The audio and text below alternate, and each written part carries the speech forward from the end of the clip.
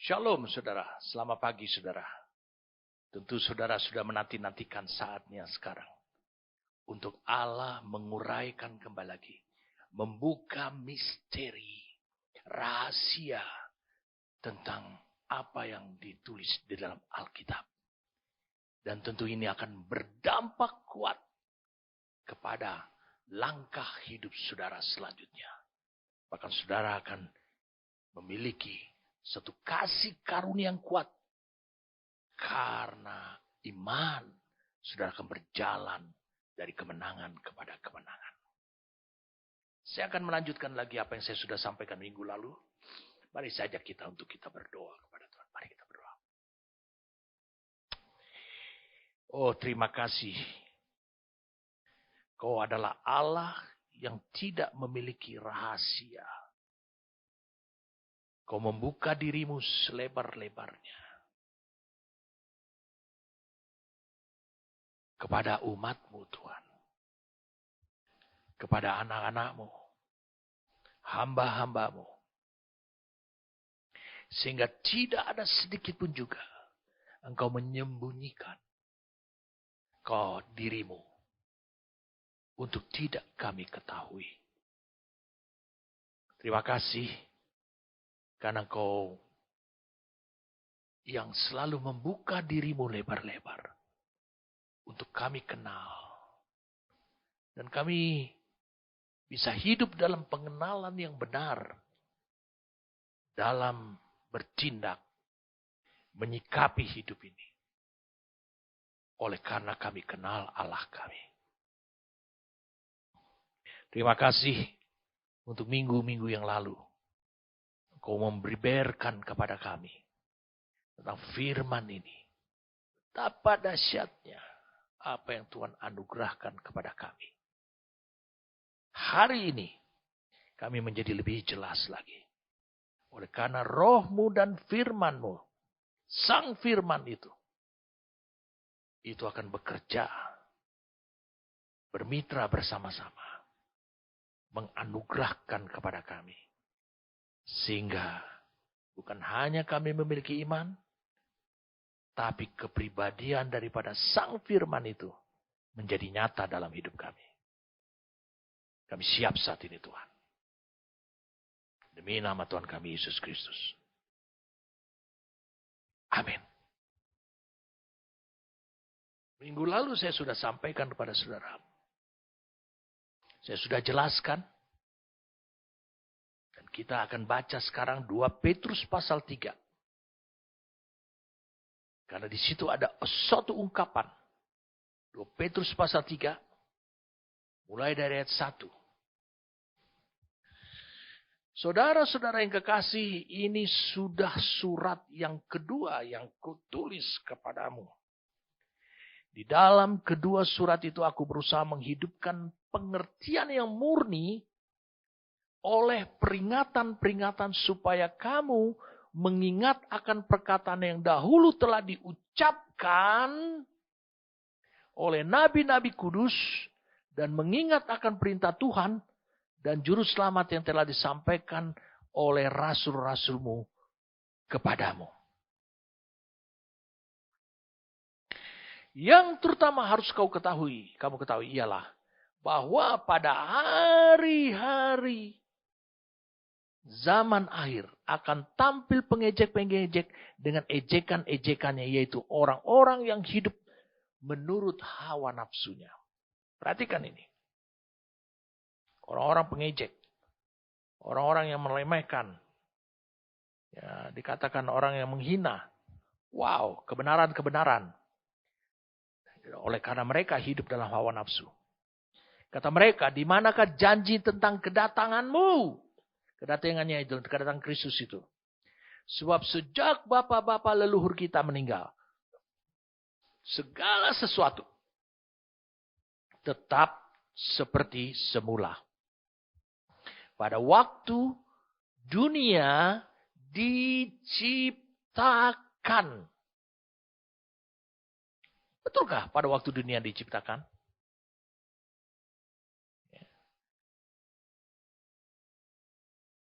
Tetap tidak ada berubah. Mereka sengaja tidak mau tahu bahwa oleh firman Allah langit telah ada sejak dahulu. Dan juga bumi yang berasal dari air dan oleh air. Dan bahwa oleh air itu, bumi yang dahulu telah binasa dimusnahkan oleh air bah. Lihat, bumi dimusnahkan oleh air bah. Coba, saya ingin saudara memakai logika saudara.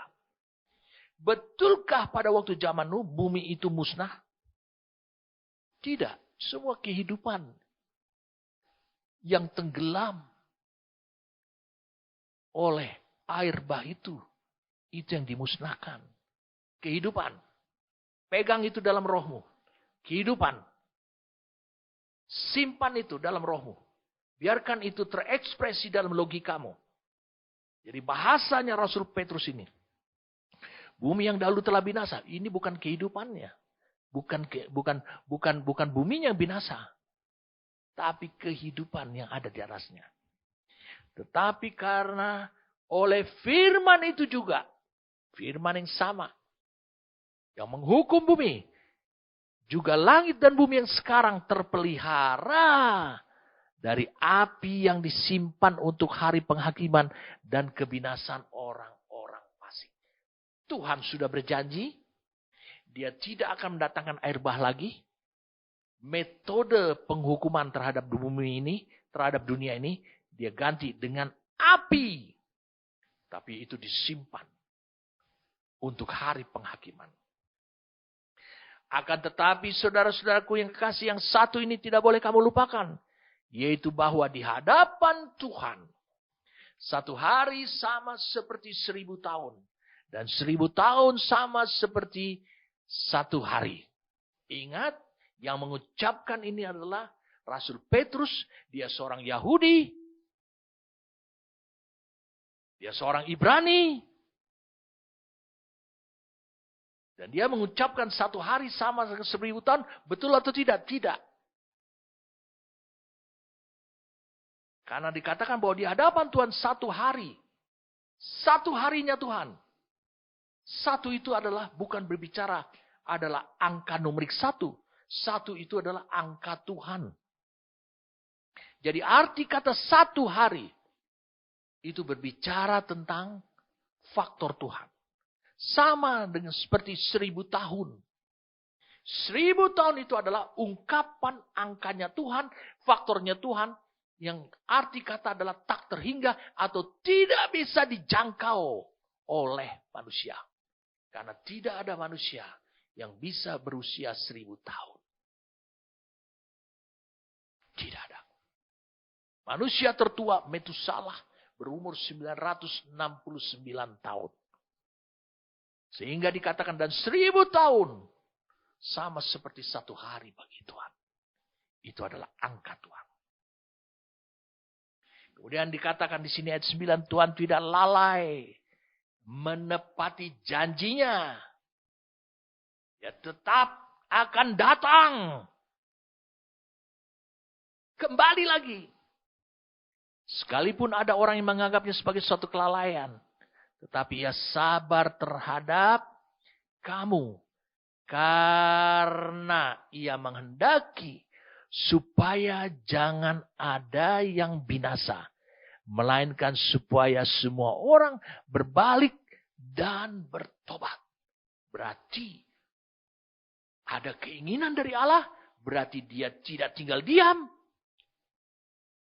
Dia akan bekerja supaya manusia, siapa saja, maupun orang Kristen, maupun orang yang sudah percaya, maupun yang belum percaya, akan kembali lagi kepada titik pertobatan. Mari kita lihat, tetapi hari Tuhan akan tiba seperti pencuri. Baik, perhatikan baik-baik. Apa yang saya mau sampaikan ini, dengarkan baik-baik. Hari Tuhan, pada hari itu, langit akan lenyap dengan gemuruh yang dahsyat dan unsur-unsur dunia akan hangus dalam nyala api. Dan bumi dan segala yang di atasnya akan hilang lenyap. Oh, bumi akan hilang lenyap. Ini betul atau tidak? Ini sesuai dengan apa yang saya sudah sampaikan minggu lalu. Jadi, betulkah bumi ini lenyap? Jadi, jika segala sesuatu ini akan hancur secara demikian, betapa suci dan salehnya kamu harus hidup. Berarti yang dilenyapkan Tuhan adalah kehidupan-kehidupan yang tidak suci, kehidupan yang tidak saleh. Tapi kalau saudara hidup bersuci dan saleh, tetap saudara akan tetap hidup. Hidupnya di mana? Ya di bumi ini lagi. Jadi sebenarnya dikatakan unsur-unsur dunia. Itu adalah berbicara tentang unsur-unsur yang tinggal di atas bumi ini. Bagaimana mereka hidup. Itu yang dihanguskan oleh Tuhan. Jadi jika segala sesuatu ini akan hancur secara demikian, betapa suci dan salehnya kamu harus hidup. Yaitu kamu yang menantikan. Perhatikan ini baik-baik. Kamu yang menantikan dan mempercepat kedatangan hari Allah. Jadi, saudara harus benar. Karena apa? Karena ketika saudara hidup seperti dengan kesucian dan kehidupan seperti itu, engkau sebenarnya sedang melenyapkan langit dan bumi yang lama. Jadi itu kamu yang menantikan dan mempercepat kedatangan hari Tuhan. Hari Allah itu akan disebut dengan kata lain. Pada hari itu langit akan binasa dalam api. Dan unsur-unsur dunia akan hancur karena nyalanya. Kita yang menantikan hari itu. Pada hari itu langit akan binasa dalam api dan unsur dunia akan. Tetapi sesuai dengan janjinya. Kita menantikan langit yang baru. Dan bumi yang baru, di mana terdapat kebenaran. Jadi langit yang lama, bumi yang lama akan lenyap. Itu berbicara tentang kehidupan. Apa pengertiannya langit yang baru dan bumi yang baru? Rasul Petrus mengaitkan ini. Saat kedatangan Tuhan. Yaitu dengan langit baru, bumi baru yang hanya berisi kebenaran. Berarti langit dan bumi itu ditentukan kondisinya oleh kehidupan manusia yang hidup di bawah kolong langit ini dan berada di atas bumi ini. Lihat ayat 7 tadi. Tetapi oleh firman itu juga langit dan bumi yang sekarang terpelihara dari apa yang disimpan untuk hari penghakiman dan kebinasan orang-orang fasik. Yang dibinasakan orang fasik. Tapi firman memeliharanya. Memelihara siapa? Orang-orang yang menerima firman. Makanya dikatakan langit dan bumi akan terpelihara. Jadi wow, ini gemetar saya ingin menyampaikan kebenaran ini. Jadi, perhatikan baik-baik. Setiap firman dan kebenaran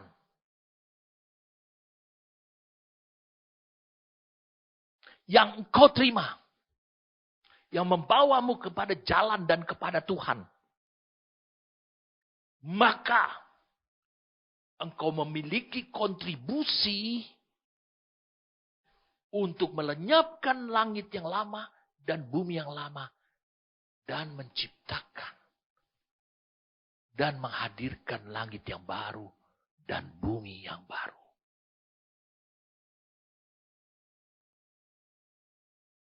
Satu ayat. Saya akan coba saudara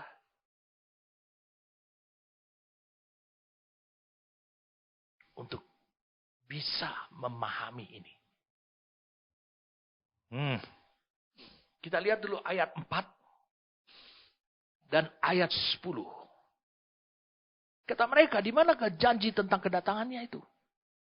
Ini berhubungan dengan langit baru dan bumi baru. Sebab sejak bapak-bapak leluhur kita meninggal, segala sesuatu tetap seperti semula pada waktu dunia diciptakan. Kemudian baca lagi ayat yang ke-10. Tetapi hari Tuhan akan tiba seperti pencuri. Pada hari itu langit akan lenyap.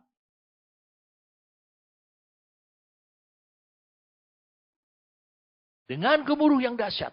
Dan unsur-unsur dunia akan hangus dalam nyala api. Dan bumi dan segala yang ada di atasnya akan hilang lenyap. Berarti langit yang baru dan bumi yang baru adalah suatu situasi kehidupan saat kedatangan Tuhan datang kembali. Kemudian ayat 13, mari kita lihat. Ini mempertegas. Tetapi sesuai dengan janjinya, kita menantikan langit yang baru dan bumi yang baru, di mana terdapat kebenaran saja. Di mana hanya terdapat kebenaran. Langit dan bumi yang baru, yang hanya terdapat kebenaran saja. Artinya, mereka hidup dalam kebenaran saja. Yang akan berdiam di bumi ini. Saat kedatangan Tuhan. Sehingga langit dan bumi itu disebut dengan langit yang baru dan bumi yang baru. Mengapa demikian? Bukankah bumi yang pertama itu terkutuk karena dosa manusia yang hidup di atasnya?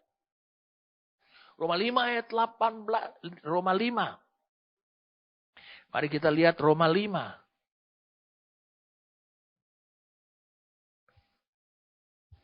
Ayat yang ke-12.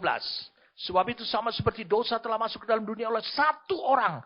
Dan oleh dosa juga maut. Demikianlah maut itu telah menjalar kepada semua orang. Karena semua orang telah berbuat dosa.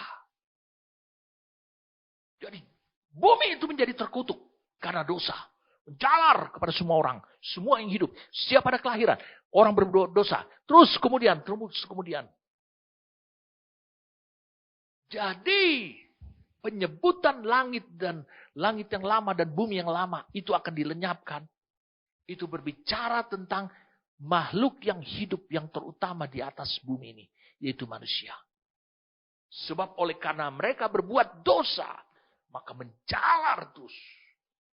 Sehingga bumi itu terlihat adalah langit dan bumi yang usang. Wah, ini dahsyat ini saudara. Wow.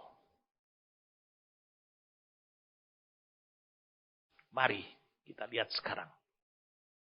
Berarti langit dan bumi ditentukan kondisinya oleh kehidupan manusia. Jadi, ketika di dalam 2 Petrus ini, 3 ayat 13. Tetapi sesuai dengan janjinya, kita menantikan langit yang baru dan bumi yang baru. Berarti, perhatikan ini baik-baik. Saya ingin kita mengutip di dalam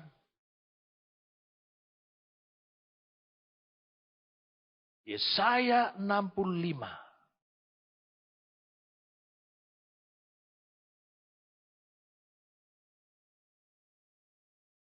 Yesaya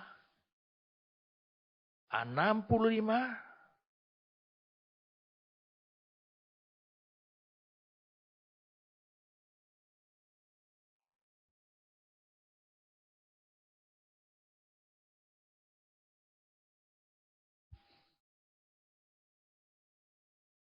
ayat 17.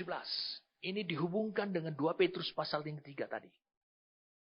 Saya ingin mempertegas saudara supaya saudara mengerti. Sebab sesungguhnya Aku menciptakan langit yang baru dan bumi yang baru. Hal-hal yang dahulu tidak akan diingat lagi dan tidak akan timbul lagi dalam hati. Tidak diingat, sehingga saudara tidak akan pernah melakukannya lagi. Dan tidak akan timbul lagi dalam hati. Tidak ada dorongan. Karena Allah telah menciptakan langit dan bumi yang baru. Ayat ini, dengarkan baik-baik. Sangat sama persis. Dan ditafsirkan dalam pengertiannya oleh Rasul Paulus. Pada 2 Korintus 2 Korintus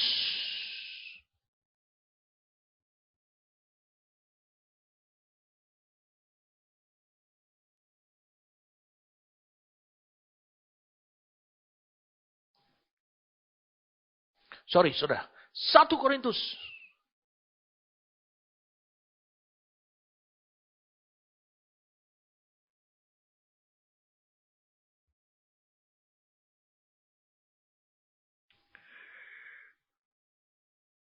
Sorry, saudara.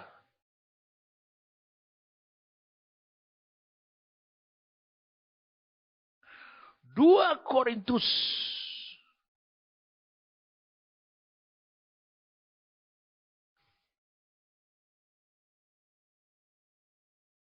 pasal yang kelima.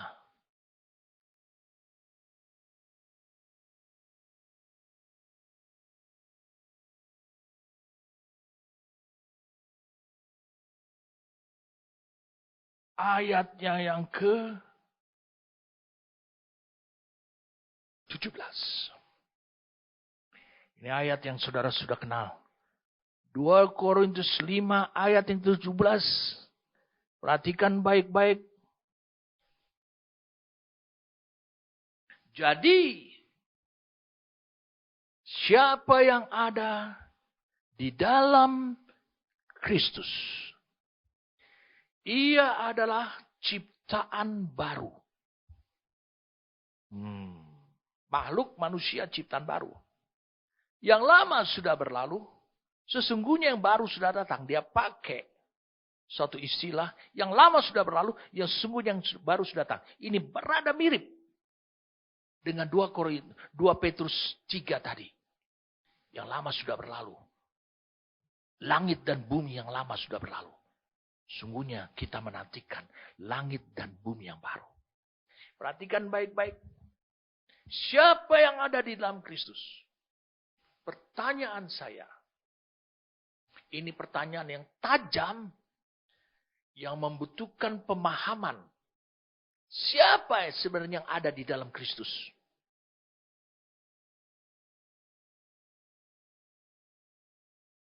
Saya tahu saudara akan menjawab. Saya orang percaya. Itu tidak terlalu tajam jawabannya. Siapa yang ada di dalam Kristus?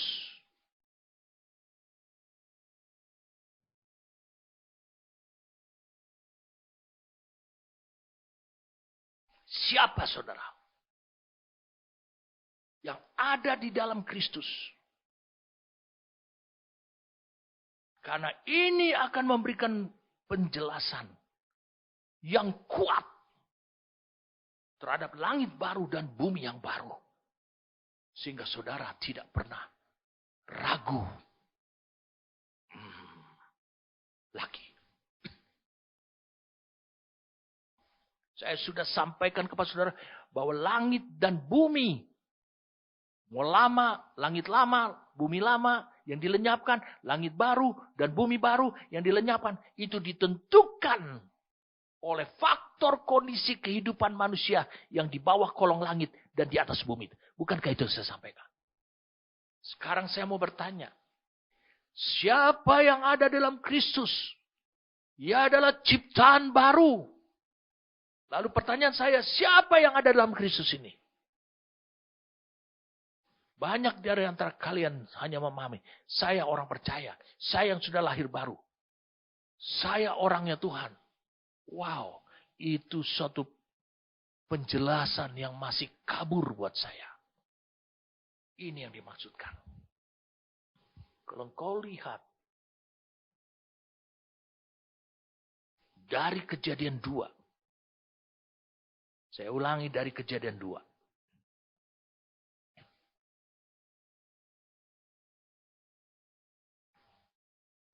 Mulai dari ayat yang ke-18.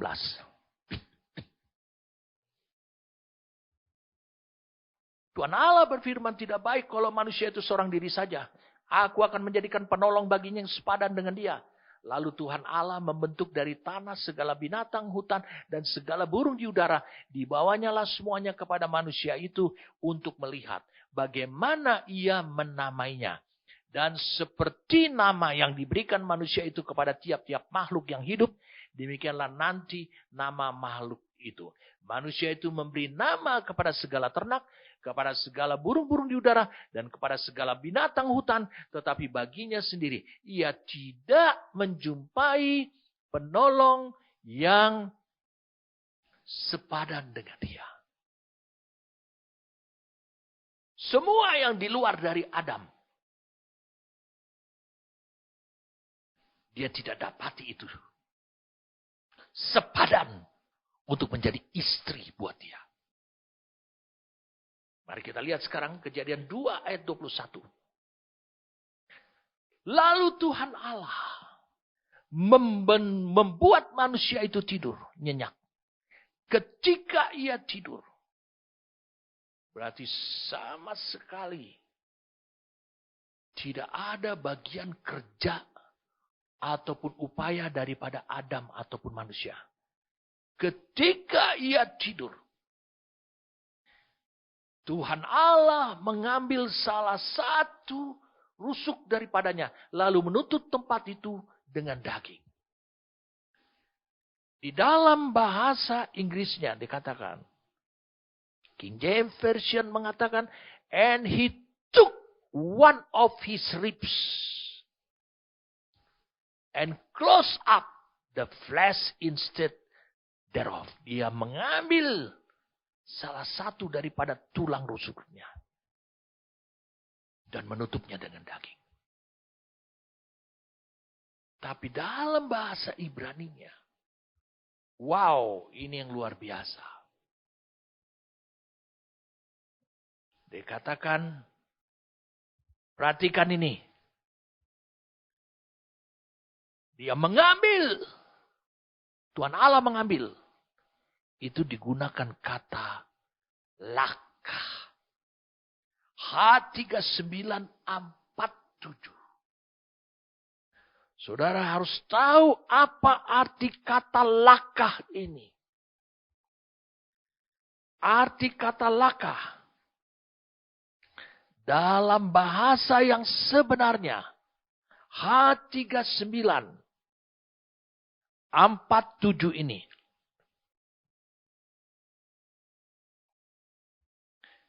Artinya di dalam bahasa Ibrani kuno. Saya katakan dalam bahasa Ibrani kuno. Itu arti katanya diambil. Ya, diambil. Tetapi bukan hanya diambil. Tapi diambil dan disatukan dalam pernikahan. Diambil untuk dinikahkan. Wow. Ingat saudara, bahwa Rasul Paulus itu seorang Ibrani. Dia adalah seorang rabi, dia adalah seorang rasul, dia orang Farisi, dia ahli Taurat, dia mengerti bahasa Ibrani. Apa arti kata lakah? Ini merupakan satu pola pernikahan di dalam Tuhan sampai selama-lamanya. Bukan hanya Adam yang memulainya, tetapi itu adalah pola pernikahan dari Allah. Lakah. Take, atau kata diambil, dinikahkan. Luar biasa saudaraku. Lihat saudaraku. Jadi siapa yang ada di dalam Kristus? Menurut 2 Korintus 5. Ayat yang ke-17 tadi. Siapa yang ada di dalam Kristus? Diambil. Dijadikan ciptaan baru. Yang lama sudah berlalu, sungguh yang baru datang. Bukankah langit yang baru dan bumi yang baru, saya katakan itu, berbicara tentang kondisi dan status manusia? Wah, tentu sekarang saudara sudah sampai pada pemahaman ini. Dari Kejadian 2 ayat 21 ini.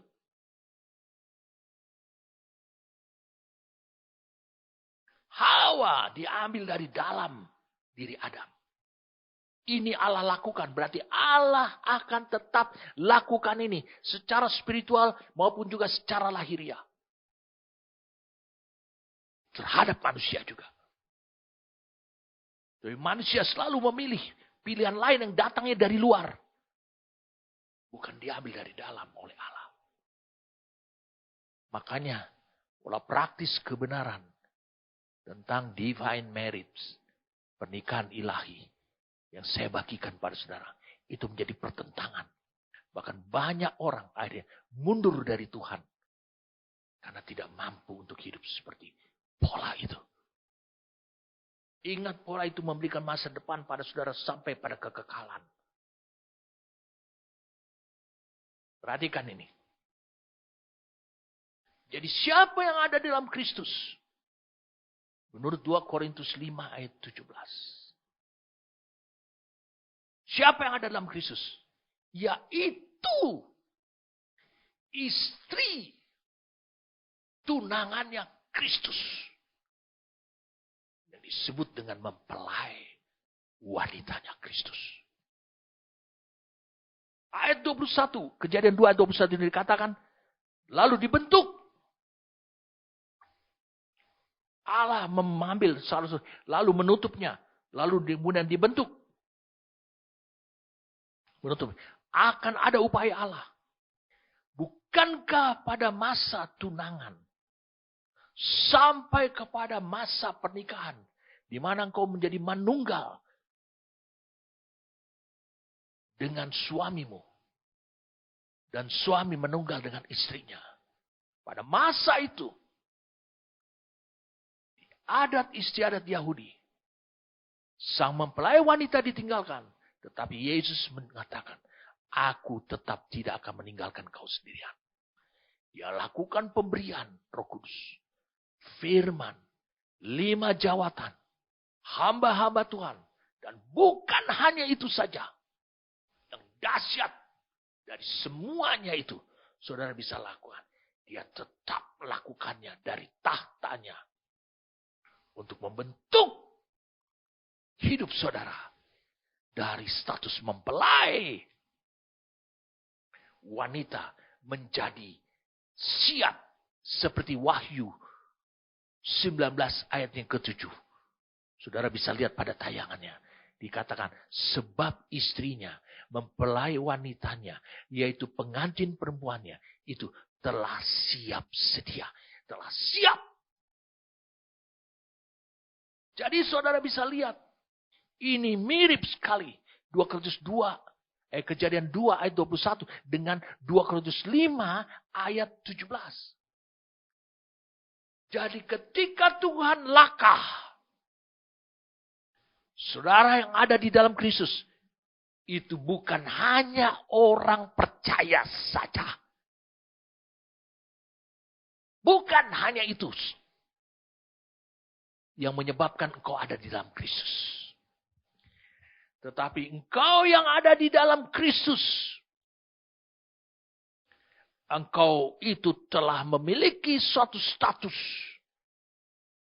yang dimaksudkan 2 Korintus 5 ayat 17. Engkau disebut ciptaan baru.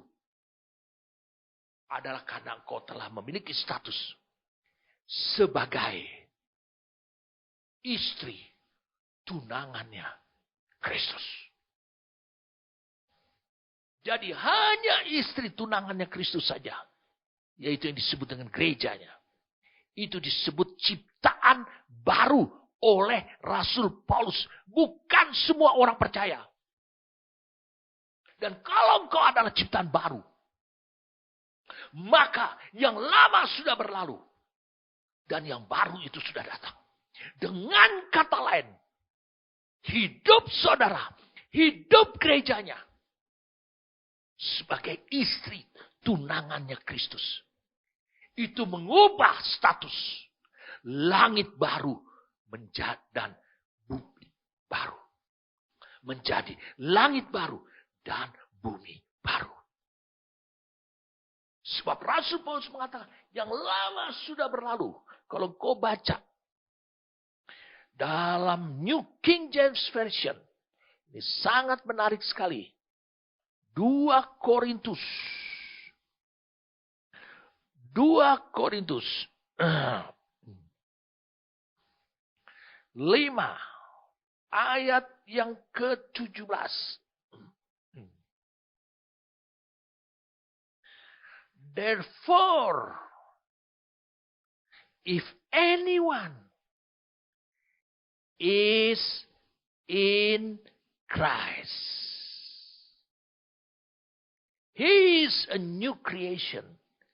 Karena itu, setiap orang yang ada di dalam Kristus, ia itu ciptaan baru. Lalu kemudian dikatakan, all things have passed away. Yang lama sudah berlalu. Behold, lihat.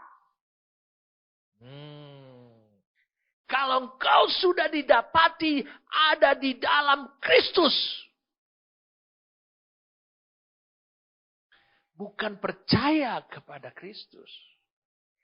Ada di dalam Kristus. Engkau patut, engkau menjadi pilihan Kristus untuk menjadi istrinya. Dikatakan, lihat. All things have become new. Jadi kalau kita terjemahkan secara bebas. Karena itu. Sebab itu. Jika setiap orang di dalam Kristus. Ia itu adalah ciptaan baru. Yang lama. Berarti kehidupan. Sudah berlalu. Lihat. Perhatikan. Segala sesuatu. All things have become new. Menjadi baru.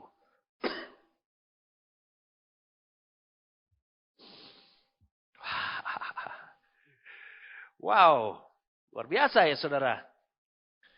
Ini hal yang mungkin saudara belum pernah mendengarkan penjelasan seperti ini.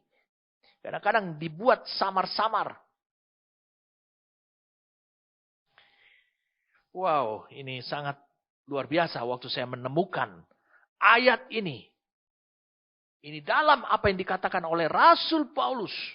Sangat dalam sekali.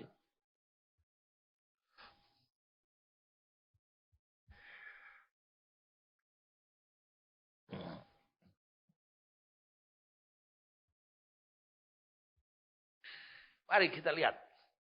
Sekarang kita lihat. Berarti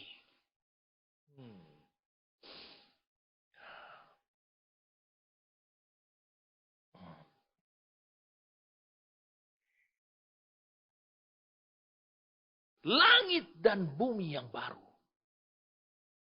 yang dikatakan oleh Rasul Petrus, kita menjanjikan, itu berbicara tentang kehidupan manusia. Siapa yang hidup pada masa sekarang ini di atas bumi ini, apakah dia hidup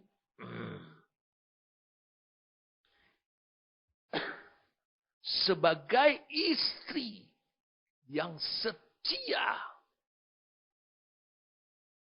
Yang selalu menyiapkan dirinya, siap sedia. Saya ulangi, siap sedia.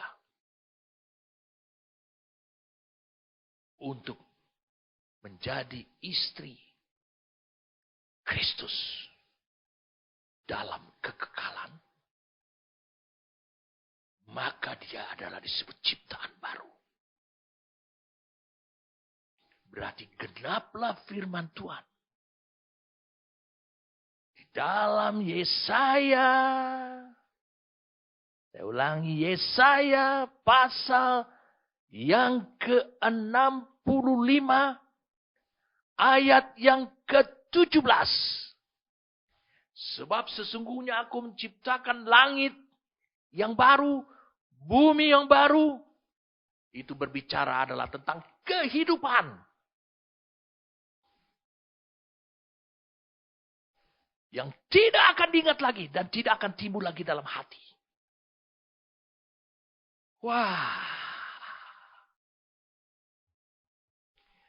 Bukankah minggu lalu saya sampaikan kepada saudara tentang bahwa itu adalah alamnya Allah di bumi ini. Saudara bisa masuk ke alamnya Allah. Alamnya Allah itu. Tempat kehadiran Allah itu sudah ada di bumi ini. Tapi saudara tidak bisa masuk ke sana. Oleh karena engkau belum siap. Makanya Kristus harus menyiapkan dulu engkau. Dan saudara bisa lihat di sini. Saudara bisa lihat. Itu yang disebutkan. Dengan Taman Eden di bumi. Tempat aslinya kita. Tempat asal mulanya kita. Di bumi ini. Sebab pada waktu kedatangan dia. Ada orang yang masih hidup. Di bumi ini. Dia akan diubahkan. Untuk dia bisa masuk. Ke alamnya Allah. Wow. Mari saya ajak engkau bisa melihat. Betulkah ini Taman Eden?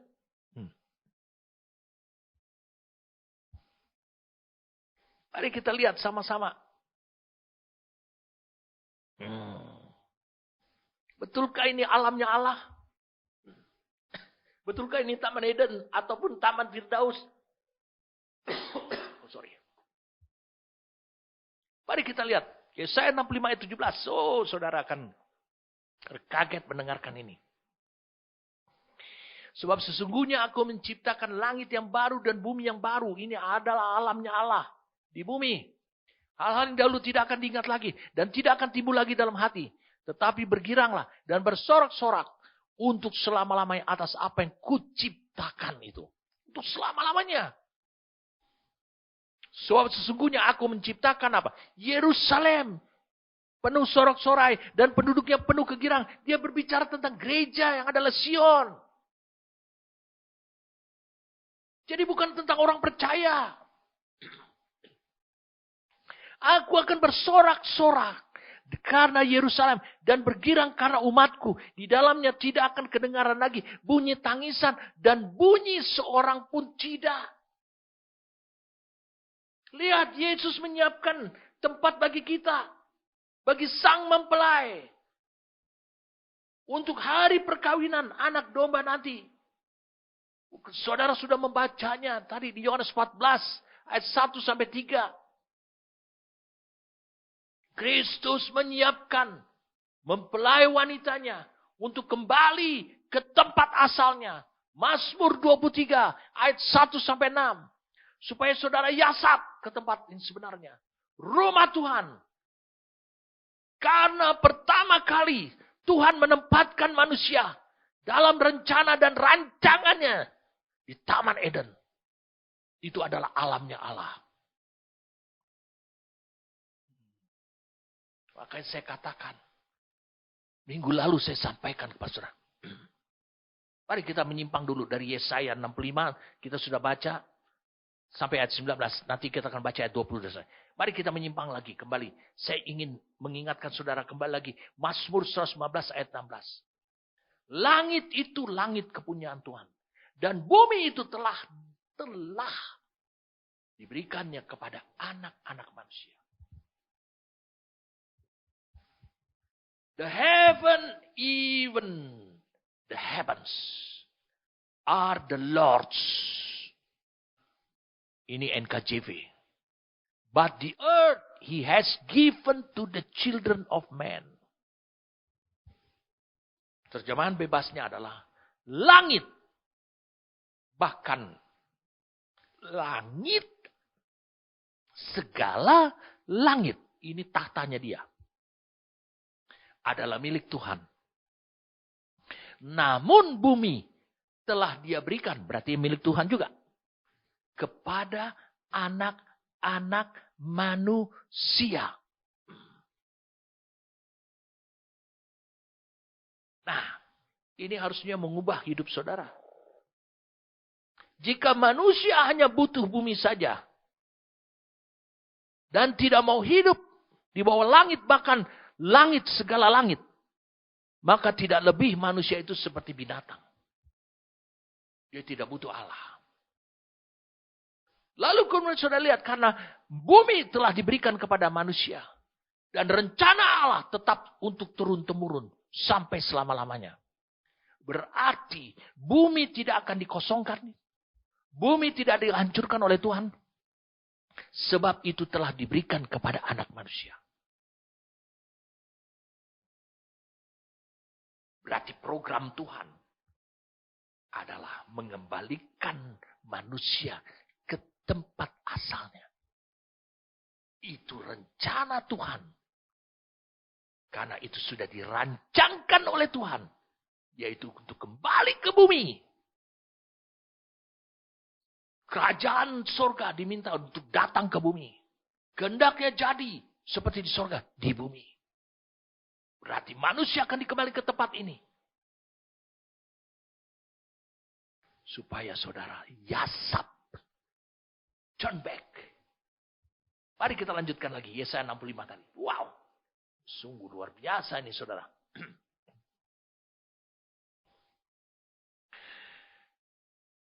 Ayat yang ke-20. Jadi itu berbicara tentang gereja.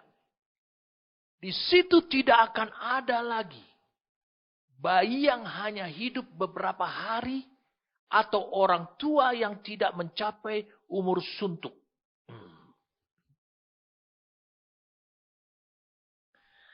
Dikatakan di situ tidak akan ada lagi bayi yang hanya berumur beberapa hari saja dan orang yang tidak memenuhi hari-harinya. Fill his days. Periode waktunya. Sebab siapa yang mati pada umur 100 tahun masih akan dianggap muda. Dan siapa yang tidak mencapai umur 100 tahun akan dianggap kena kutuk. Jadi Tuhan berbicara. Di langit yang baru dan bumi yang baru. Tidak akan ada lagi kata-kata mati. Seperti yang dikatakan di dalam Kejadian 2. Saya ulangi di dalam Kejadian pasal yang kedua. Pada ayat yang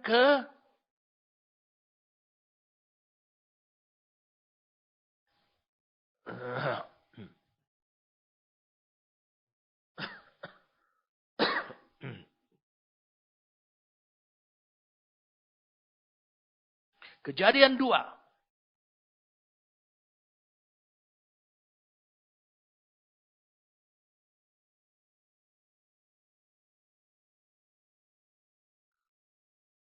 Mari saudara kita lihat.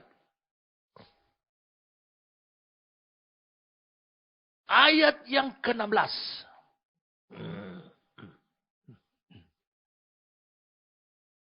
Lalu Tuhan Allah memberi perintah ini kepada manusia. Semua pohon dalam taman ini boleh kau makan buahnya dengan bebas. Tetapi pohon pengetahuan yang baik dan yang jahat itu, janganlah kau makan buahnya. Sebab pada hari engkau memakannya, pastilah engkau mati. Pastilah engkau mati. Berarti apa yang dikatakan dalam Yesaya 65 ayat 20. Di situ tidak akan ada lagi bayi yang hanya hidup beberapa hari. Tidak ada kematian yang pasti lagi.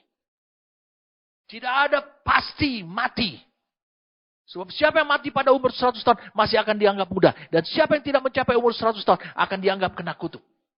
Lihat. Wow, itu hanya terjadi di alamnya Allah. Langit baru, bumi baru. Lihat, perhatikan nih. Yesaya 65 ayat 21. Mereka akan mendirikan rumah-rumah dan mendiaminya juga. Mereka akan menanami kebun-kebun anggur dan memakan buahnya juga. Emangnya di surga ada kebun anggur? Gak ada. Emangnya di surga ada rumah-rumah? Tidak ada. Rumah-rumah ini berbicara tentang sesuatu di bumi. Di surga hanya ada satu, rumah Bapa katanya. Tapi rumah Bapa itu adalah alam. Lihat, perhatikan ini.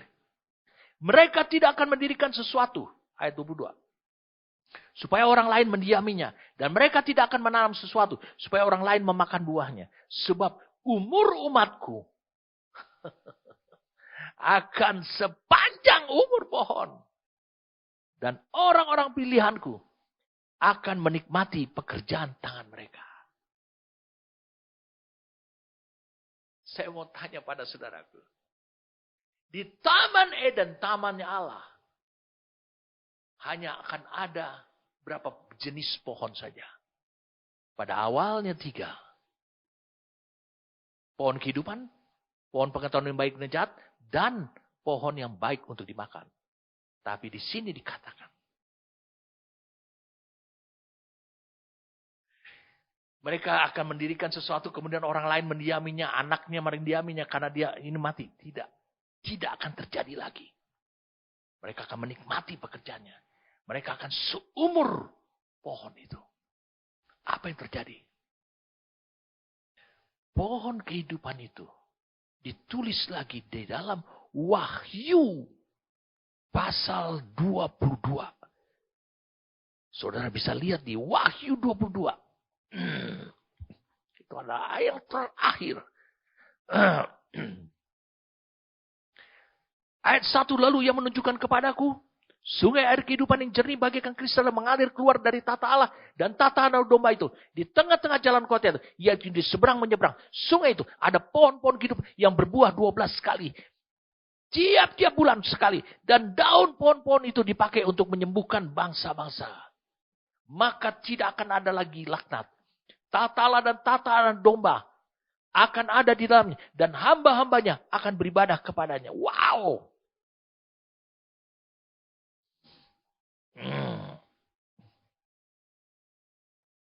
Saudara bisa pahami. Ternyata. Lihat. Ayat 13. Aku adalah Alfa dan Omega, yang pertama dan yang terkemudian. Yang awal dan yang akhir. Berbahagialah mereka membasuh jubah. Mereka akan memperoleh hak atas pohon kehidupan. Dan masuk hak. Berarti pohon itu milik daripada orang tersebut. Dan masuk melalui pintu-pintu gerbang ke dalam kota. Pertanyaannya saya. Kalau mereka memiliki hak atas pohon kehidupan. Pertanyaannya saya. Berarti pohon kehidupan itu milik mereka. Berapa lama usia dari pohon kehidupan itu supaya jelas. Yesaya 65 ayat 22 ini jelas. Berapa usia saudara di dalam kehidupan langit baru dan bumi baru. Ternyata pohon kehidupan itu adalah kekal.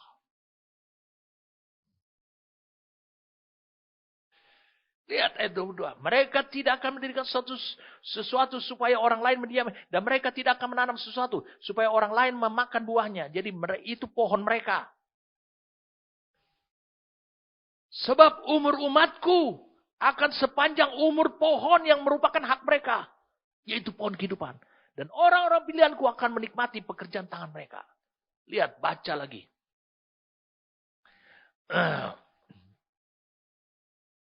Kita baca lagi ayat yang ke-23. 3.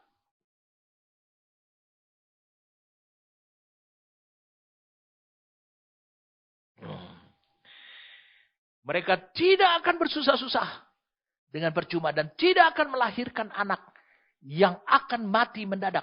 Sebab mereka itu keturunan orang yang diberkati Tuhan. Dan anak cucu mereka ada beserta mereka.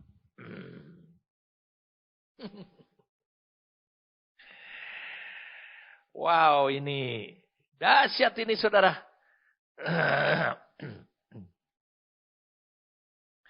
Ini sangat dahsyat sekali.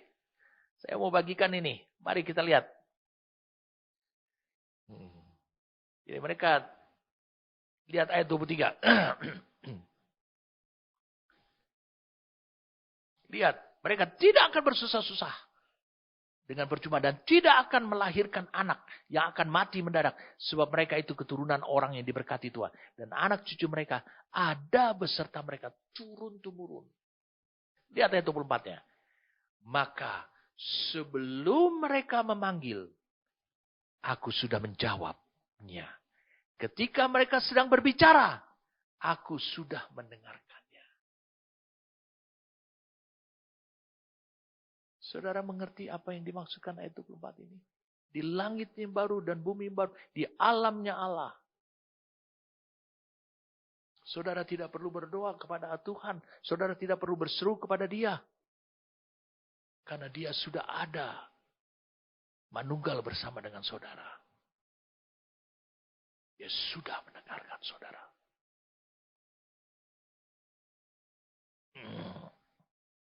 Lihat ayat 25-nya. Serigala dan anak domba akan bersama-sama makan rumput.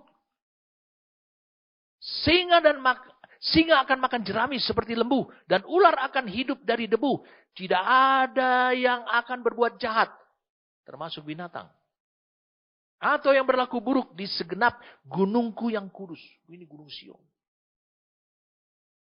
Jadi Sion. Itu adalah ciptaan baru yang membuat langit baru. Yang menjadikan Allah menyebut langit baru dan bumi baru yang lama sudah dilenyapkan.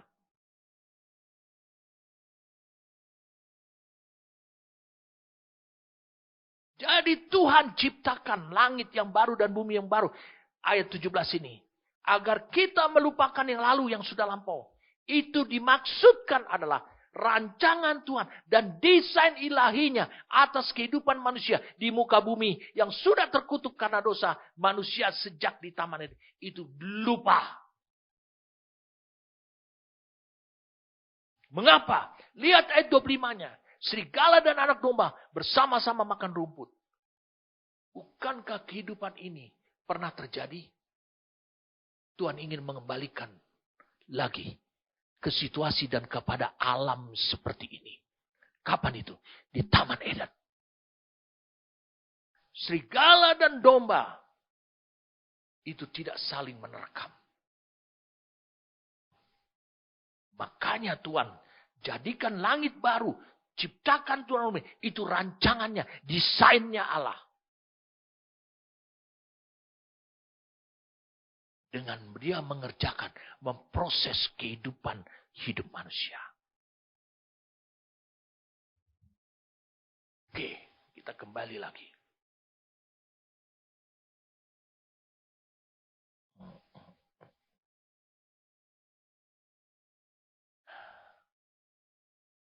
Supaya saudara benar-benar memahaminya. Lihat.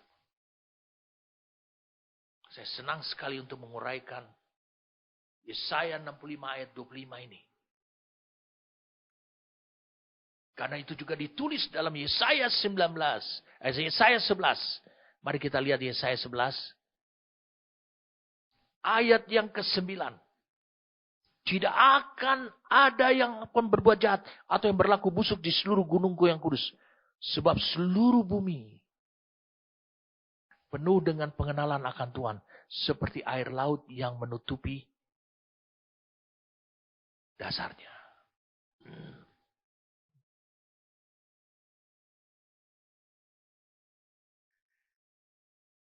Wow. Serigala dan anak domba akan makan bersama. Mereka akan memiliki salah satu karakteristik makanan yang sama dari satu jenis. Bukankah umat Allah diumpamakan dengan anak domba? Mereka digambarkan sebagai makhluk yang tidak berbahaya dan tidak bersalah. Bukankah umat Allah dikatakan demikian? Betul. Ada ketulusan. Bukankah orang jahat dibandingkan atau diumpamakan sebagai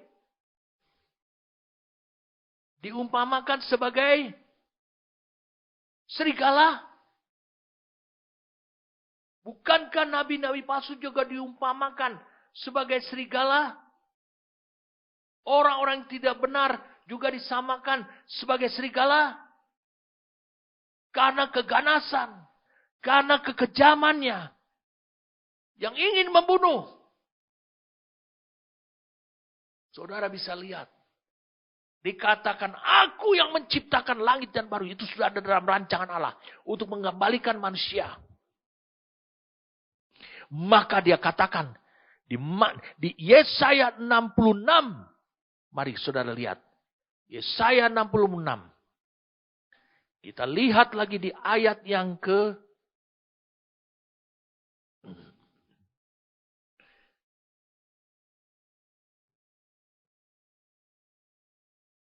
Yesaya pasal 66-nya. Wow, ini. Saya sangat bergairah ketika Tuhan menjelaskan ini kepada saya secara detail. Secara jelas. Sehingga saya tahu apa yang akan terjadi di masa yang akan datang. Mari kita lihat. Yesaya 66.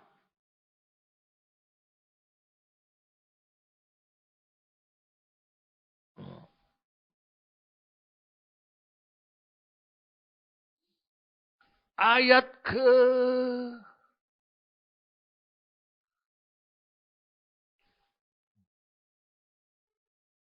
Lihat.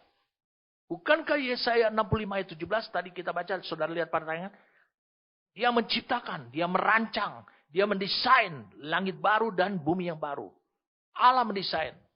Lalu kemudian kita baca Yesaya 66 ayat 22. Sebab sama seperti langit yang baru dan bumi yang baru yang akan kujadikan. Di sini digunakan kata kujadikan. Asah.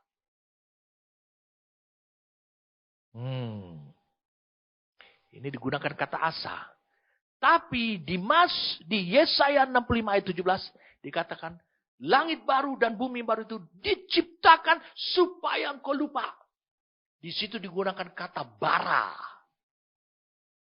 Ya, apa bedanya? Oh, sama. Ini suatu penjelasan saja. Allah telah punya rencana. Maka dia katakan dia bara. Dia ciptakan. Ini ciptanya, rancangannya. Rencananya seperti ini. Manusia akan kembali lagi ke tempat semula.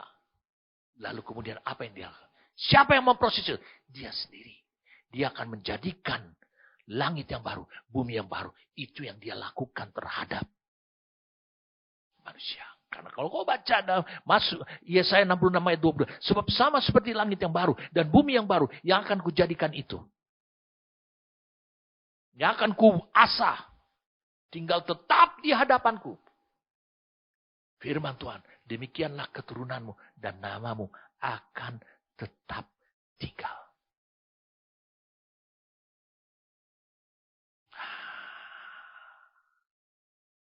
Mari saya ajak saudara untuk bisa melihat. Di sini. Tadi kita bahas.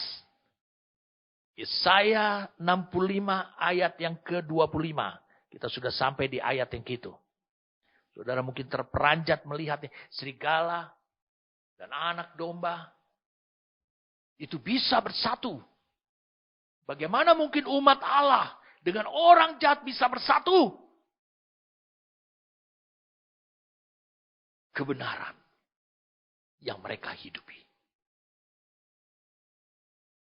Jadi, ini bukan hanya impian. Ini sedang dikerjakan oleh Allah. Makanya 2 Petrus 3 ayat 13 dikatakan. Di langit kita menantikan langit yang baru dan bumi yang baru itu. Di mana hanya terdapat kebenaran. Kebenaran ini akan membuat serigala dan anak domba akan makan bersama. Jadi oleh kasih karunia Allah, mereka menjadi lemah lembut. Lembut seperti semula. Hidup dengan makanan rohani yang sama. Baik serigala maupun domba. Mereka bergabung. Mereka menjalankan firman. Dan jalan yang sama. Di mana mereka menemukan kesegaran nutrisi buat hidup mereka. Mereka tidak saling menerkam. Karena kebenaran. Wah, ini yang sedang dikerjakan oleh Allah.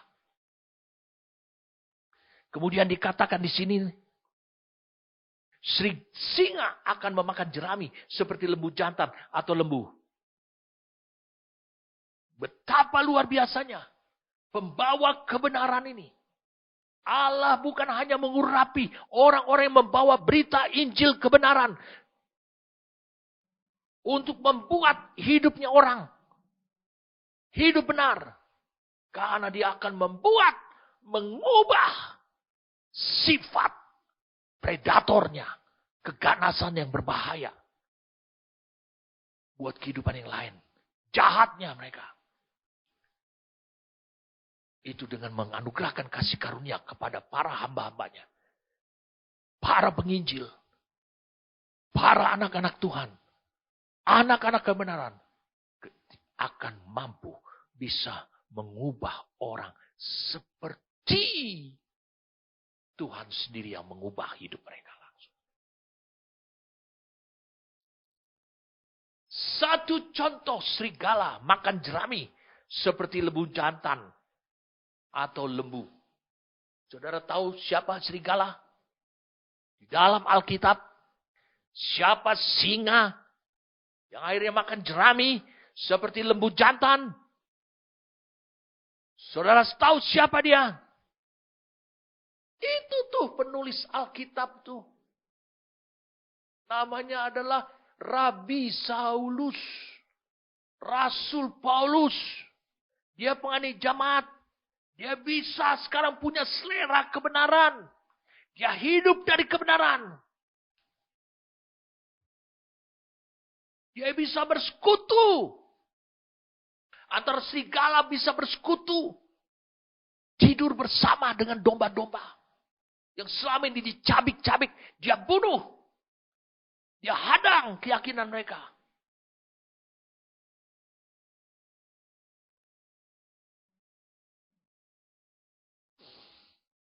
Wah.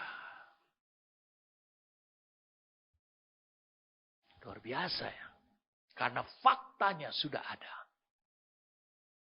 Mari kita lanjutkan sedikit lagi, saudara. Ayat 25-nya mengatakan, serigala dan anak domba akan bersama-sama makan rumput. Singa akan makan jerami seperti lembu. Dan ular akan hidup dari debu. Serigala memangsa domba. Singa memangsa lembu. Dia bilang ular yang berbahaya lagi. Akan hidup dari debu. Tidak akan memagut manusia. Debu akan menjadi makanan ular. Dan itu sudah Tuhan tetapkan. Dalam Kejadian 3.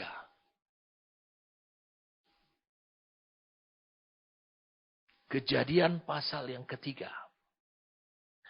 Ayat yang ke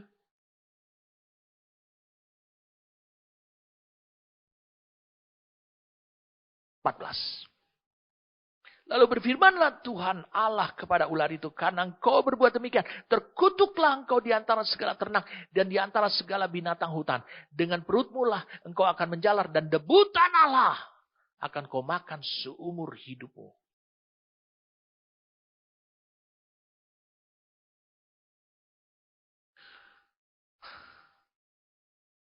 Debu akan menjadi makanan ular. Siapa debu ini? Ini bahasa rohani juga. Ini adalah orang-orang kedagingan. Tapi bukan lagi mempelai wanita Kristus. Yang hidup di alamnya Allah. Berarti ular tidak akan lagi menjadi ancaman bagi orang-orang kudus. Mereka akan dikurung. Ular hanya diberikan kuasa oleh Allah atas manusia yang bersifat duniawi. Hati-hati hidupmu kalau engkau bersifat duniawi. Yang berpikiran duniawi.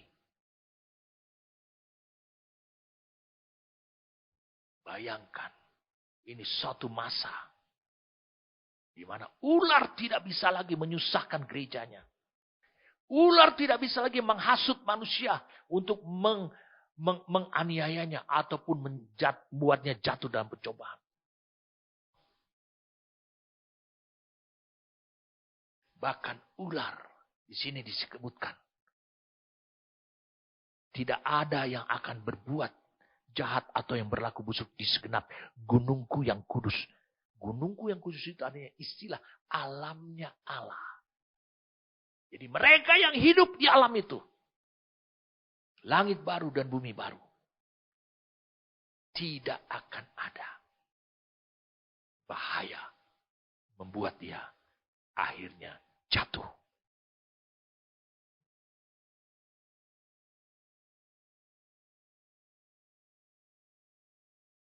Tadi kita udah bahas. Saudara udah saya lihat bahwa umur manusia tidak akan lagi bayi yang hanya hidup di ayat yang ke-20. Yang hidup beberapa hari atau orang yang tidak mencapai umur. Usia manusia pada tubuh hal ini. Itu menjadi tidak terbatas. Mengapa? Karena mereka mengenakan tubuh surgawi. Tubuh kebangkitan.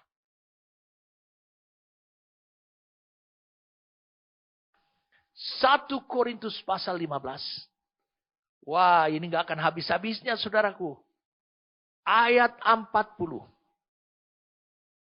Ada tubuh surgawi. Dan ada tubuh duniawi.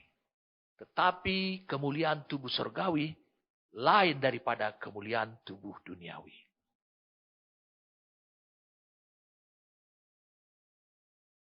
Dia bilang kemuliaan matahari lain daripada kemuliaan bulan.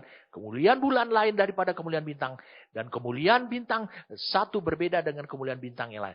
Demikian pula halnya dengan kebangkitan orang mati. Ditaburkan dalam kebinasaan. Dibangkitkan dalam ketidakbinasaan. Ditaburkan dalam kehinaan. Dibangkitkan dalam kemuliaan. Ditaburkan dalam kelemahan. Dibangkitkan dalam ketakutan. Kekuatan. Yang ditaburkan adalah tubuh alamnya. Yang dibangkitkan adalah tubuh rohania. Tubuh surgawi. Jika ada tubuh alamnya, maka ada pula tubuh rohania. Kita masuk kepada Roma pasal 8. Saudara pasti bergairah nih. Sangat bergairah. Ayat 9. Tetapi kamu tidak hidup dalam daging. Roma 8 ayat 9. Melainkan dalam roh. Jika memang roh Allah diam di dalam kamu. Tapi jika orang tidak memiliki roh Kristus. Ya bukan milik Kristus. Tapi jika Kristus ada di dalam kamu. Maka tubuh memang mati karena dosa. Tapi roh adalah kehidupan oleh karena kebenaran. Dan jika roh Dia. Yang telah membangkitkan Yesus. Itu Roh Kudus. Dari antara orang mati. Diam di dalam kamu. Maka yang telah membangkitkan Kristus. Yesus dari antara orang mati. Akan menghidupkan kamu. Menghidupkan juga tubuhmu. Bukan dirimu. Yang fana itu oleh rohnya yang diam di dalam kamu. Sehingga engkau memiliki tubuh surgawi. Tubuh rohani.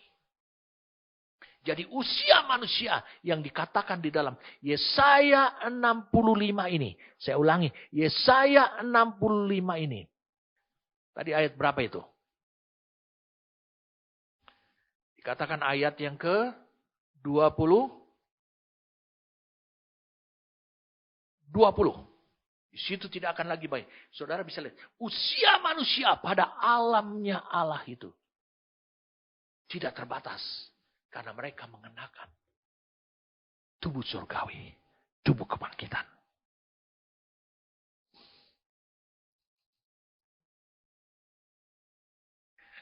Wah, ini luar biasa saudara.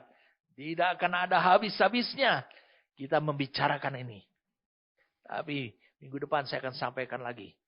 Dari versinya Yesaya 66. Ini dahsyat sekali saudara. Saya ingin tadi memberikan penjelasan sebelum kita akhiri. Debu akan menjadi makanan ular. Bukan lagi memakan tumit. Meremukan tumit. Dari keturunan perempuan itu.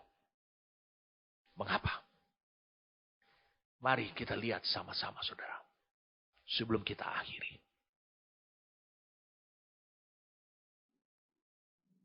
Di Wahyu 21. Ayat 1. Lalu aku melihat langit yang baru. Bumi yang baru. Sebab langit yang pertama. Bumi yang pertama telah berlalu. Dan laut pun tidak ada lagi. Dan aku melihat kota yang kudus Yerusalem yang baru. Turun dari sorga. Dari Allah yang berhiaskan bagai. Kenapa dibilang turun dari sorga? Berarti dia turun kemana? Turun ke bumi. Dari Allah yang berhiaskan bagaikan pengantin perempuan yang berdandan untuk suaminya. Saudara, berarti ini saat pesta. Saat pesta perjamuan pernikahan anak domba. Melihat langit baru. Situasi langit baru. Bumi baru. Mengapa? Mari kita lihat. Lalu, karena ada kata lalu. Mari kita lihat Wahyu 20. Lihat tahap demi tahap. Lalu aku melihat seorang malaikat turun dari surga memegang anak kunci jurang maut dan suatu rantai besar yang menangkap naga si ular tua yaitu iblis setan dan mengikatnya 1000 tahun lamanya tanpa batas. Lalu melemparkannya ke dalam jurang maut, menutup jurang maut itu, memeteraikan di atasnya supaya ia jangan lagi menyesatkan bangsa-bangsa sebelum berakhirnya masa 1000 tahun itu. Ini terserah Tuhan kapan berakhir. Itu maksud 1000 tahun. Kemudian daripada itu ia akan dilepaskan untuk sedikit waktu lamanya. Lalu aku melihat tata-tata dan orang-orang yang duduk di atasnya. Kepada mereka diserahkan kuasa untuk menghakimi. Aku melihat juga jiwa-jiwa mereka yang telah dipenggal kepadanya. Karena kesaksian tentang Yesus. Karena firman Allah yang tidak menyembah binatang itu. Dan patungnya. Dan yang tidak juga menerima tanda pada daya. Dan mereka hidup kembali dan memerintah sebagai raja.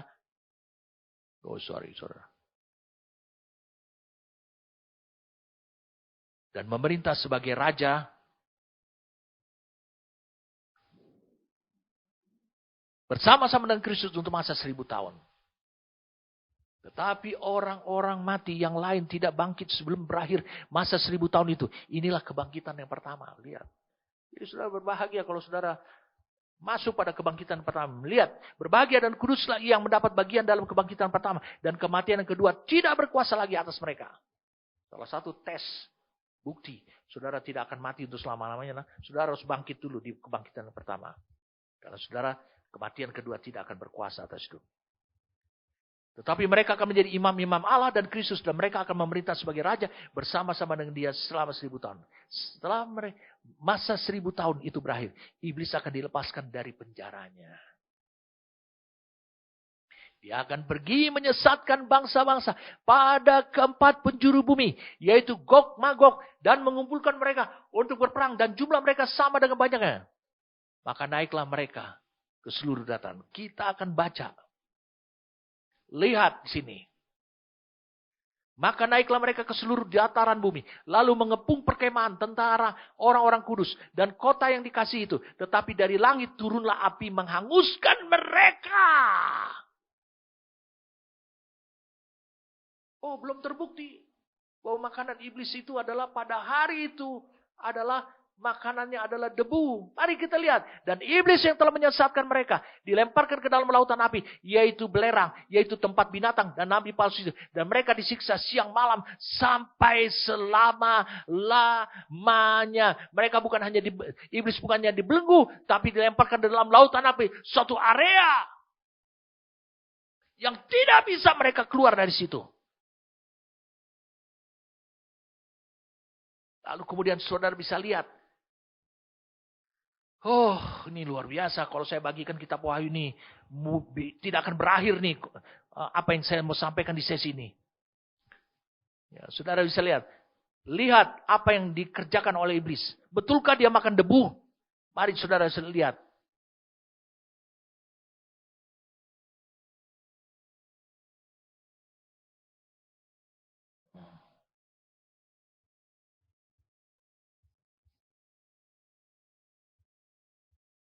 Lihat.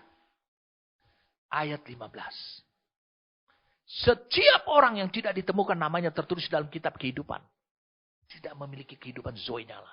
Dia dilemparkan ke dalam lautan api.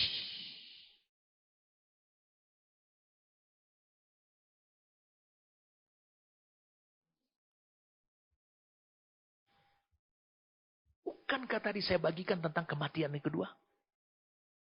Lihat. Kematian kedua ini untuk menjelaskan debu yang dimakan oleh iblis. Pada waktu langit baru dan bumi yang baru. Wahyu 21 ayat 1, lihatlah langit baru dan bumi baru. Di situ ada mempelai wanita. Pengantin perempuan. Lihat sini.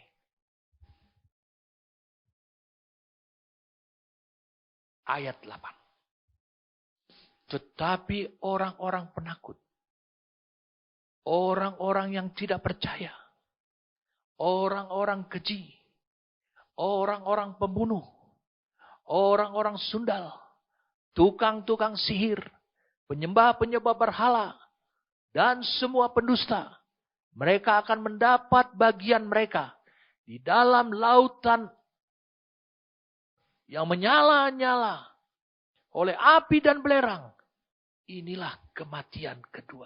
Siapa yang ada di dalam nyala api, lautan menyala, di dalam belerang seperti itu. Siapa yang ada di sana?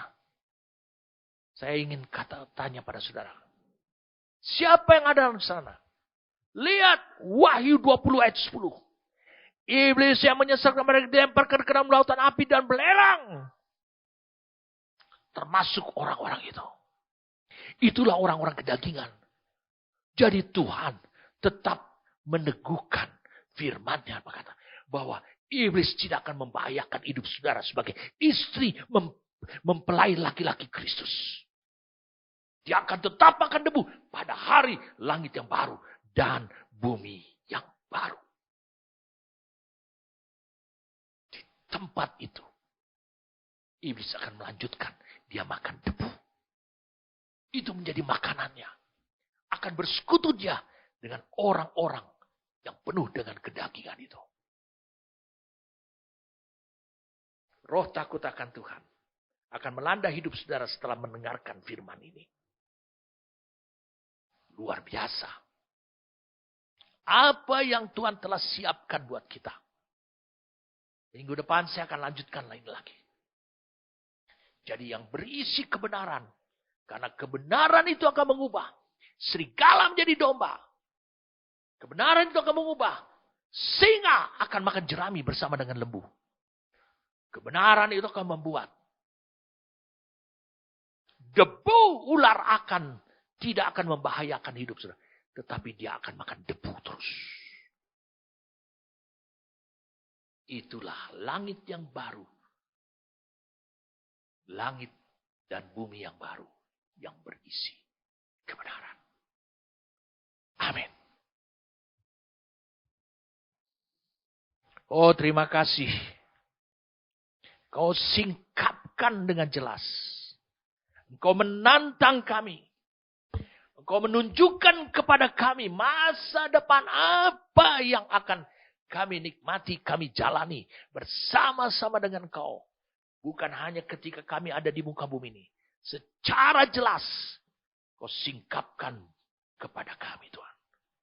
Terima kasih untuk penyingkapan ini. Terima kasih Tuhan. Sungguh luar biasa. Meneguhkan keyakinan kami. Mereka yang mendengarkannya. Sungguh sangat dahsyat. Ini yang Kau kerjakan Tuhan. Kami diambil dari dalam Kristus. Dinikahkan. Dipertunangkan. Lalu kemudian disatukan. Dan ternyata hidup kami ini adalah ciptaan baru. Yang akan memberikan dampak. Daripada rencanamu. Untuk menjadikan langit baru. Dan bumi baru.